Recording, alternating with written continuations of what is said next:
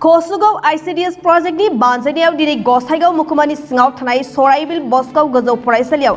गथ'नो आहार दौनायनि गोनांथि सप्ता फालिनायनि असिलायै फोरोंगिरि आरो फरायसा फरायसुलिफोरनो सांग्रांथि मेल खुंनायजों लोगोसे हिनजावसा गथ'फोरखौ रैखाथि होनानै गाहाम आरो गोजौ सोलोंथाइ होनांगौनिबो मोनसे सावराय मेल खुंनाय जायो। लोगोसेयैनो बसगाव गोजौ फरायसालिनि फरायसा फरायसुलिफोरखौ लानानै हानजा सुनाय हाबाफारिबो लायो। बे हाबाफारियावनो कोसुगाव ICDS Project आरो district hub for Empowerment of Women सुंदुयै DSEW बे हाबाफारियाव मैखोमै बाहागो लादोंमोन। कोसुगाव ICDS प्रजेक्टनि गथ'साफोरनि जौगाथाय बिफाननि CDPO मुस्रिमा अनुपमा ब्रह्म, सराइबिलाव थानाय बसगाव गोजौ फरायसालिनि गोरायुं मुस्रि अजित कुमार बर्मन, सराइबिल मडेल हस्पिटालनि मेडिकेल अफिसार मुस्रि गणदेव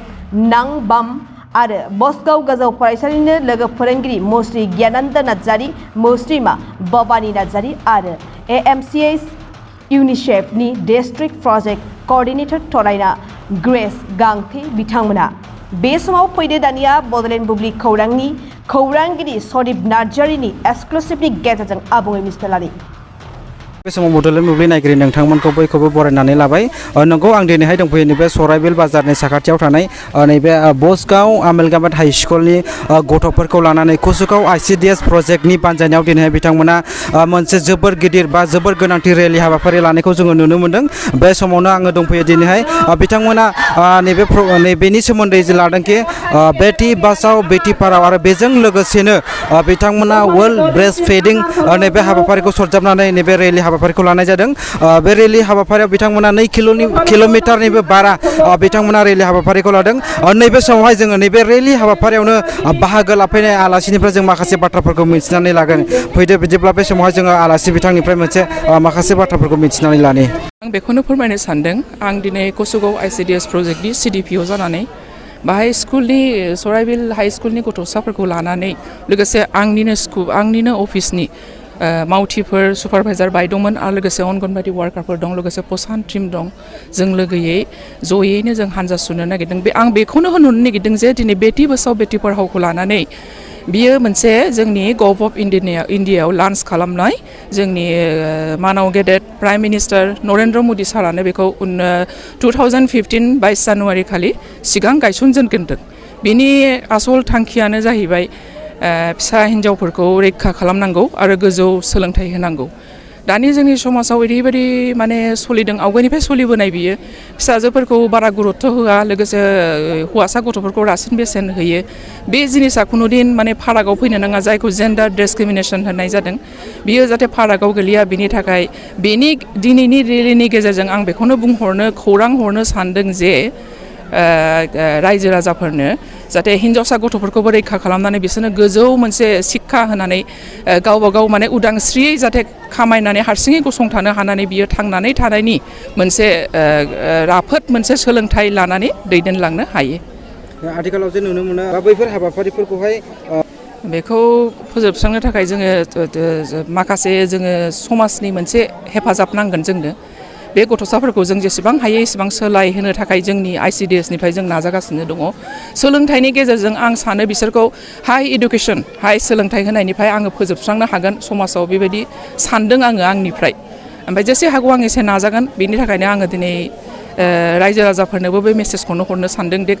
हाई इडुकेसन होनांगौ हिन्जावफोरनो, लोगोसे बेखौ गावबा गाव आथिङाव गसंनो उदांस्रि जाहाथे थांनानै थानो हायो बिसोरो, रावनिबो आथिङाव जाहाथे रावनिबो आखाइयाव जाहाथे हमनानै थाया हिन्जावसा गथ'आ, बेखौनो आङो होननानै आङो सानदों लासैनो हाइलि इडुकेसन मोनोबा बेखौ सानदों आङो। ब्रेस्ट फिडिंखौ जोङोथ' दा सारा वर्ल्डआवनो ब्रेस्ट फिडिं उइक होननानै मोनसे सप्ता जोङो खालामगासिनो दङ। बे सप्ताया जाहैबाय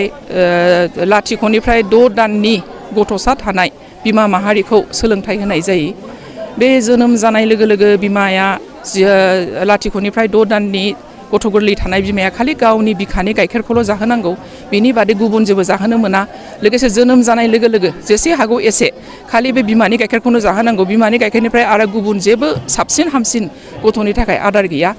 जिहेतु बेवहाय मोनसे गोमो गाबनि मोनसे गाइखेर गयो सिगाङाव गथ' जोनोम जानाय लोगो लोगो बेखौनो जोङो कलेस्ट्रम होननाय जायो बाहाय हाइएस्ट आयरन मोननाय जायो बे आयरनखौ जायोबा गथ'आबो एसे फिसा फिसौ बेरामनिफ्राय बारग'नो हानाय जायो आरो लोगोसे बे समाव जोङो गथ'नो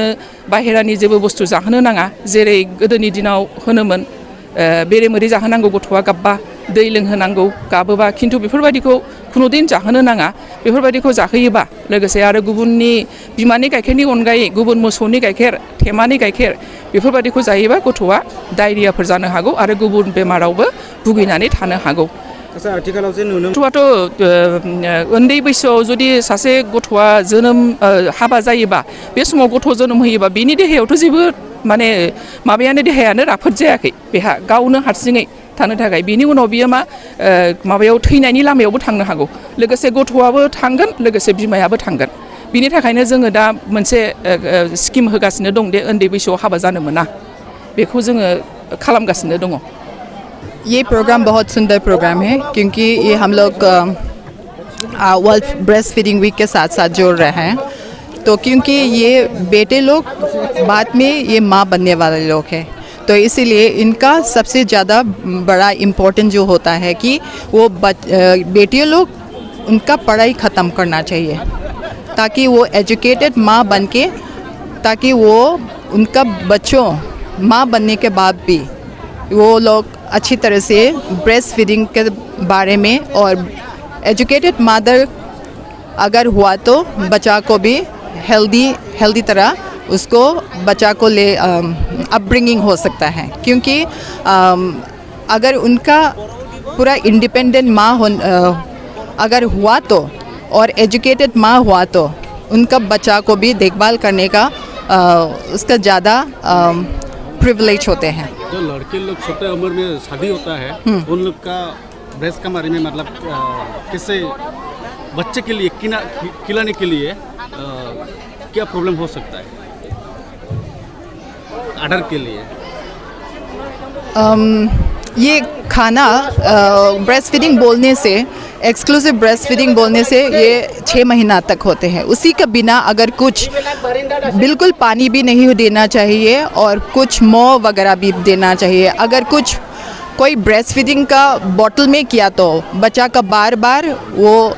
डायरिया हो सकता है अगर डायरिया बार बार हुआ तो उसी को कुपोषित हो सकता है अगर कुपोषित हुआ तो बच्चा पढ़ाई में बिल्कुल ठीक नहीं कर पाते हैं बार बार स्कूल में एब्सेंट हो जाता है बीमार के वजह से और उसका फैमिली का भी पैसा बहुत ही खर्चा हो जाता है तो इसलिए एक्सक्लूसिव ब्रेस्ट फीडिंग के बारे में हर परिवार हर घर और हर घर माँ लोग को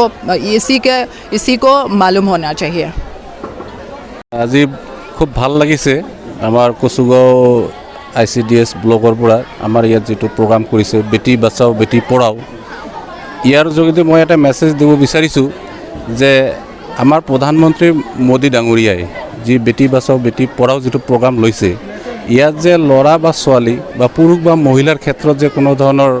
মানে তাৰতম্য নোহোৱাকৈ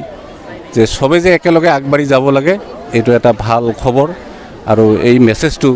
আজি আমাৰ স্কুলৰ যিমানবিলাক ল'ৰা ছোৱালী আছে তেওঁলোকক আমি দি তেওঁলোকে যাতে ভৱিষ্যতে একেলগে আগবাঢ়ি যাব পাৰে তাৰ কাৰণে মই আহ্বান জনাইছোঁ এইটো এটা আমাৰ 1 আগষ্টৰ পৰা 7 আগষ্টলৈকে চলিছে আৰু ব্ৰেষ্ট ফিডিংটো এইটো এটা চৰকাৰী প্ৰগ্ৰাম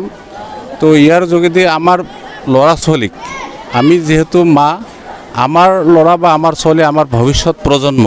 গতিকে আমাৰ প্ৰজন্মক কেনেকৈ আমি সুস্থ নিৰোগীভাৱে ৰাখিম আৰু তাৰ আমি কেনেকৈ 0 বয়সৰ পৰা 6 মাহলৈকে আমি কেনেকৈ ব্ৰেষ্ট ফিডিং মাতৃদুগ্ধ পান কৰাম সেই বিষয়ে ইয়াত জ্ঞান দিয়া হৈছে আৰু মই ভাবোঁ যে এইটো আমাৰ কাৰণে এটা খুব উপযোগী যাতে ভৱিষ্যত আমাৰ জেনাৰেশ্যন বা আমাৰ ল'ৰা ছোৱালীখিনি সুস্থভাৱে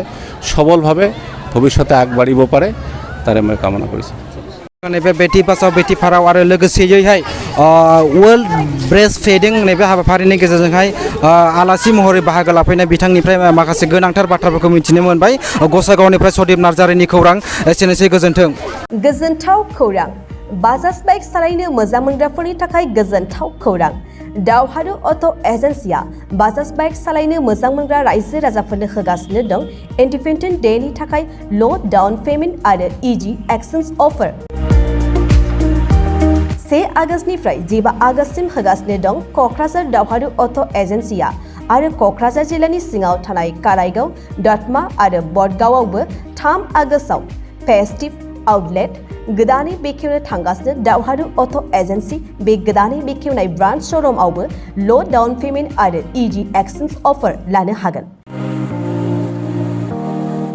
बाइक सालायनायाव हमनो थाखाय हेलमेट बेसेन लायालासे बाइगिरिया मोननो हागोन आरो सीट कभार्स बेनि अनगायैबो जाय फाइनान्स लागोन बिथाङा खम डाउन पेमेन्ट होनानै लानो हागोन। बायग्रा ग्राहक सुबुंफ्रा दावहारु अट' एजेन्सियाव बाजाज बाइकखौ बायनो सानोब्ला नैबे मबाइल नम्बर 8822018193 आरो 600003991187 आव थोंजों फोनांजाब खालामनो हागोन।